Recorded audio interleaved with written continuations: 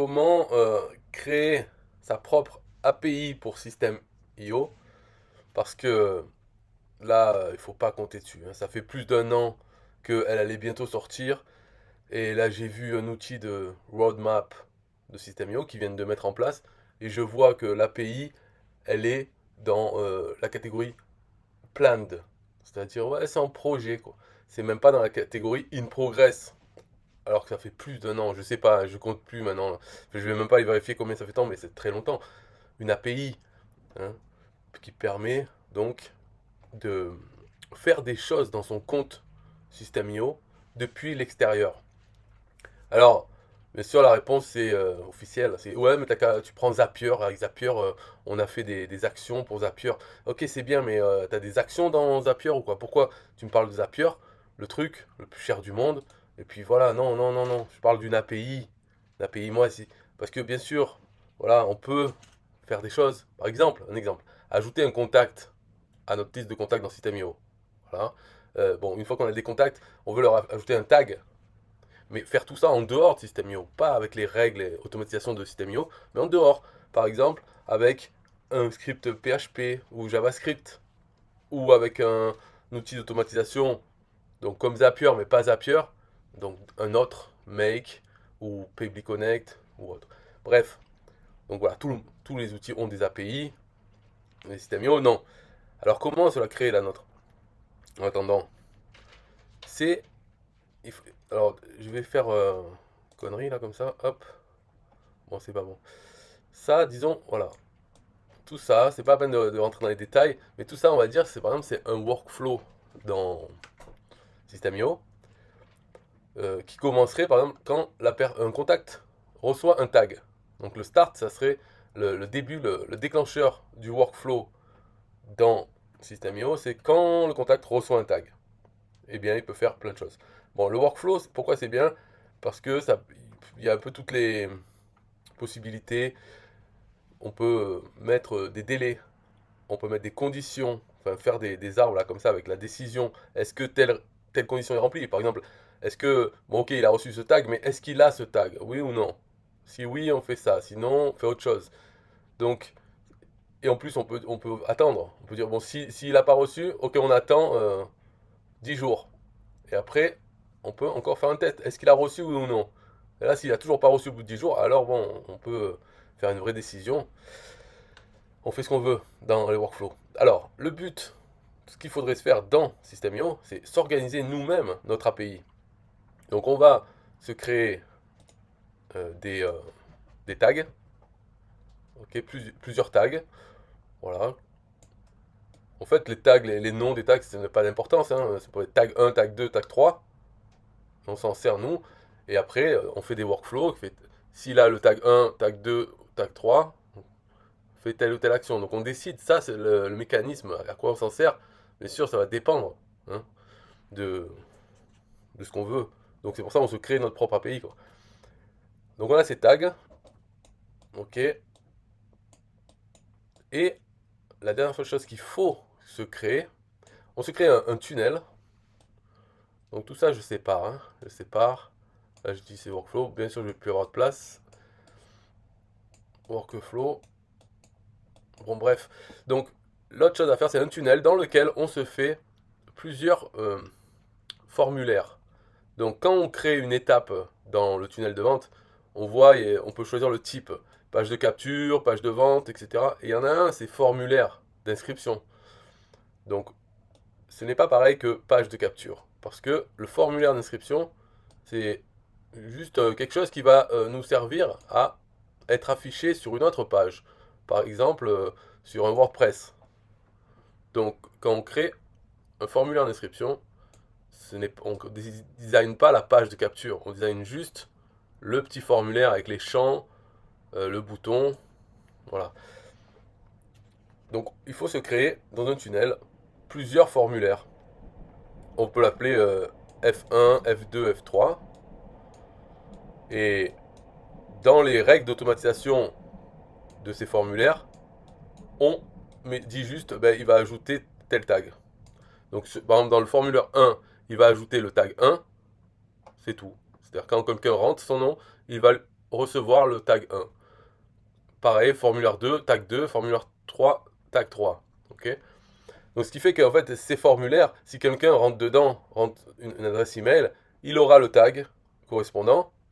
Et comme on a des workflows dans notre système, quand le contact reçoit ce tag, eh bien ça démarre tel ou tel workflow. Là aussi pareil, les workflows, il faudra en faire 3 ou 4, enfin autant qu'on veut, quoi. Mais il faut le dupliquer. Donc en fait, pour une action, on a un formulaire, un tag et le workflow correspondant. Donc une fois qu'on a tout ça, comment on fait? En fait, c'est notre API. Comment on fait pour l'utiliser? Eh bien, c'est simple, parce que le formulaire, il y a un bouton, là, quand on est dans le tunnel, on a la liste des formulaires, il y a un bouton pour obtenir le code HTML. Donc, code HTML, c'est pas pareil que le code JavaScript. Parce que dans ces formulaires, on nous donne le code JavaScript qui permet de coller ce code sur une page et ça va nous afficher le formulaire à l'endroit où est ce code JavaScript. Mais il y a aussi la version HTML. Et là, on nous donne donc un code HTML qui n'est pas du tout comme le formulaire qu'on a designé. Il n'y a pas la couleur du bouton, des choses comme ça. C'est uniquement le code HTML du formulaire. C'est-à-dire, si on connaît ces formes, F-O-R-M. Donc, forme, il y a action. Donc, l'action, c'est l'URL à laquelle envoyer les informations. Donc, par exemple, l'email et le prénom. À quelle URL envoyer ces deux informations. Donc, on a ça dans le code HTML. On a action, l'URL, et on a aussi le nom des champs. Parce que voilà, il faut un nom bien précis pour l'email, un nom bien précis pour le prénom. Et ce qu'on peut faire, c'est aussi ajouter des champs personnalisés dans les contacts de System.io. On peut ajouter des champs personnalisés. Donc, on peut après, dans les formulaires d'inscription, ajouter ces champs pour qu'ils soient remplis. Donc, ils auront un nom particulier. Ça fait que dans le code HTML, on a ça. On a l'action, donc l'URL l'action, et le nom précis des champs. Donc, comme on a ces informations, maintenant, si on est dans notre code PHP ou dans un outil d'automatisation, on peut envoyer un formulaire. C'est la méthode avec méthode post. On doit dire à quelle URL on envoie et on doit dire quel champ on envoie. Donc maintenant, on a notre API. Si on veut faire l'action pour ce contact, on veut lui faire l'action 2 du workflow 2, on va l'inscrire dans le formulaire numéro 2. Il va recevoir le tag 2, ce qui va déclencher le workflow 2. Donc, voilà, c'est la fin de la vidéo, c'est la fin de l'explication. Qu'est-ce qu'on aura besoin? C'est action. Donc la méthode, c'est toujours post. Hein. Donc l'action, c'est l'URL et le nom des champs.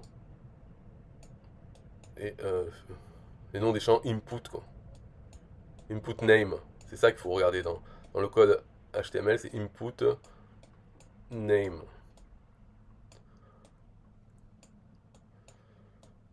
Voilà.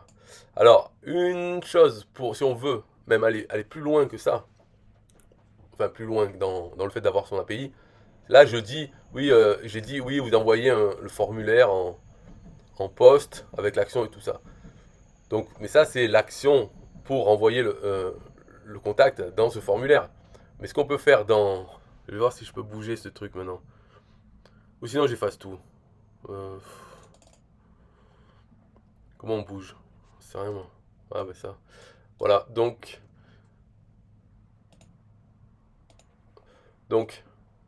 dans Pebble Connect ou Make ou autre, on peut créer un workflow nous-mêmes qui commence par un webhook. Webhook. Donc ça nous donne, quand on crée un webhook dans un tel outil, ça nous donne une URL. Et si cette URL est contactée avec des informations, eh bien il va faire la suite avec ces informations. Donc voilà, on fait le webhook qui reçoit par exemple ce qu'on veut, une adresse email, un prénom. Donc tout ça c'est en JSON bien sûr. Faut garder les trucs simples.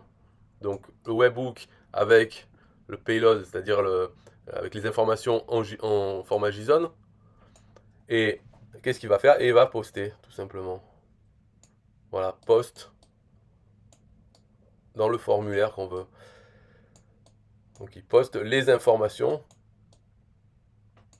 qu'on a reçues dans le webhook. Voilà.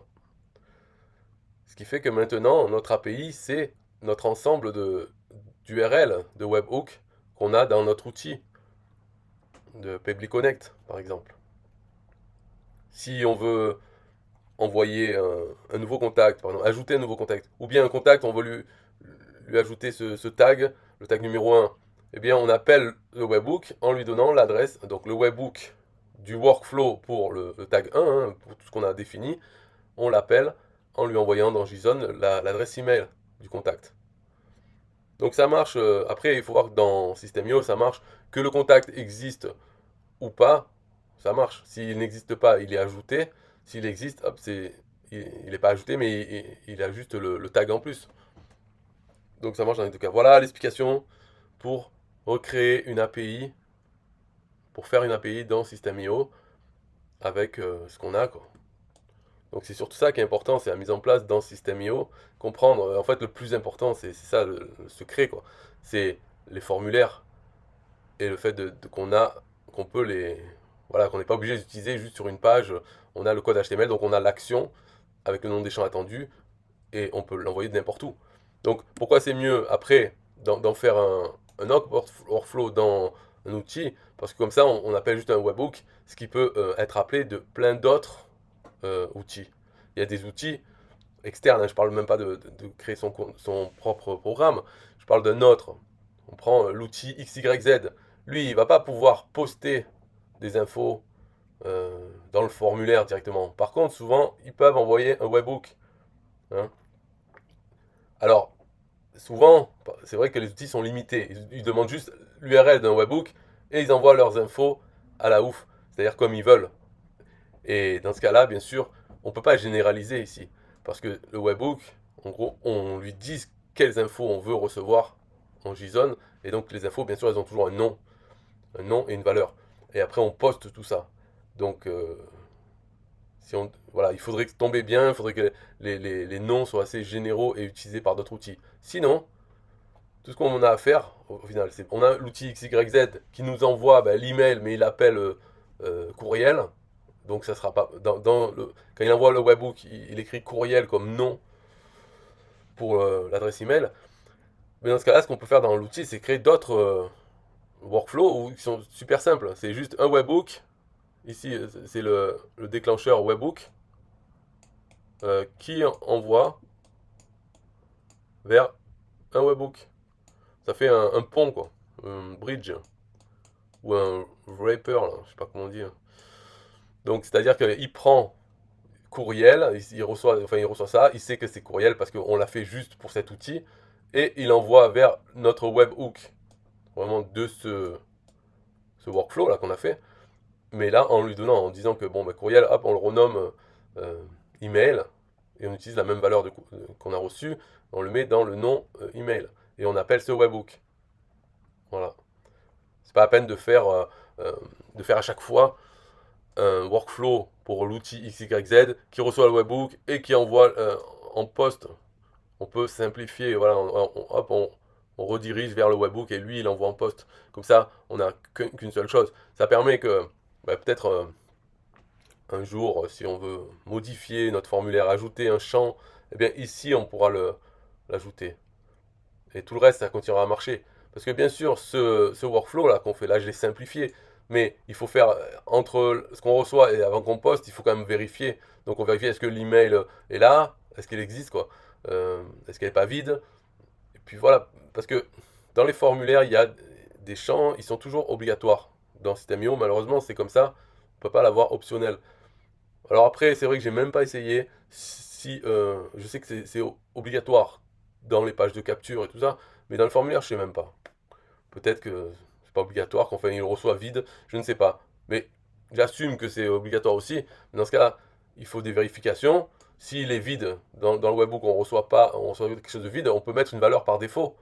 Et comme ça, on envoie dans PostInfo toujours quelque chose. Bon, c'est tout. Bye bye.